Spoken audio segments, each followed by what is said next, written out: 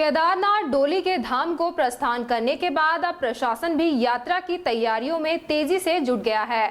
बताया जा रहा है कि इस बार केदारनाथ यात्रा में लाखों की संख्या में तीर्थ यात्री पहुंचने जा रहे हैं। ऐसे में प्रशासन की ओर से यात्रा मार्गों पर देश विदेश से आने वाले श्रद्धालुओं के लिए बेहतर व्यवस्थाएं की जा रही हैं, जिससे तीर्थ यात्री यहां से सुखद संदेश लेकर जाएं।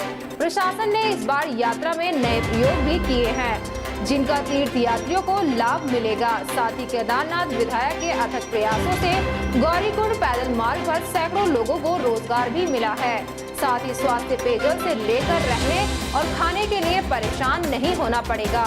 कुछ दिन पहले सीएम के कालीमठ आगमन पर केदारनाथ विधायक ने गौरीकुंड पैदल मार्ग पर स्थानीय लोगों को छोटी दुकानें खोलने के लिए अनुमति प्रदान करने की मांग की थी। वहीं तीर्थ पुरोहित संतोष त्रिवेदी ने कहा कि केंद्र व राज्य सरकार चारधाम यात्रा को लेकर मुस्तैदी से कार्य कर रही है। 2 साल तक कोरोना महामारी के कारण घर बैठे लोगों के सामने रोजगार का संकट पैदा हुआ था। केदारनाथ यात्रा मार्ग पर रोजगार के बहुत सारे स्रोत हैं। विधायक के प्रयासों से युवाओं को रोजगार मिला है।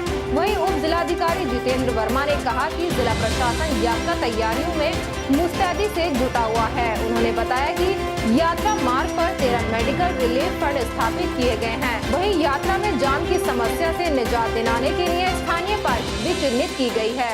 उन्होंने कहा कि राष्ट्रीय राजमार्ग के चौड़ी जगहों पर भी पार्किंग संचालित करने का प्रयास किया गया है। प्रशासन ने रास्ते पे डोली के जो भोजन की व्यवस्था, विश्राम व्यवस्था और डोली को एक सुनियोजित तरीके से ले जाने के लिए जो स्थानीय हक अधिकारी हैं उनके बीच में एक समन्वय कराते हुए जो है डोली को ले जाने की आज व्यवस्था की जा रही है। रास्ते में पुलिस को आवश्यक निर्देश दे दिए गए हैं। ट्रैफिक के लिए भी उनको बता दिया गया है कि ट्रैफिक को किस तरीके से रेगुलेट करना है। और हम लोग चाहते हैं कि जो यात्रा इस बार 2 साल बाद खुली है तो उसमें जो है एक बार पूरा शांतिपूर्ण तरीके से सभी के लिए एक बहुत अच्छा यहाँ पे यात्रा इस बार सबकी रहे। सबसे पहले यात्रा में तो पूरे केंद्र सरकार और राज्य सरकार तत्पर है, लेकिन कुछ छोटी चीज़ें केदारनाथ में जरूर थी।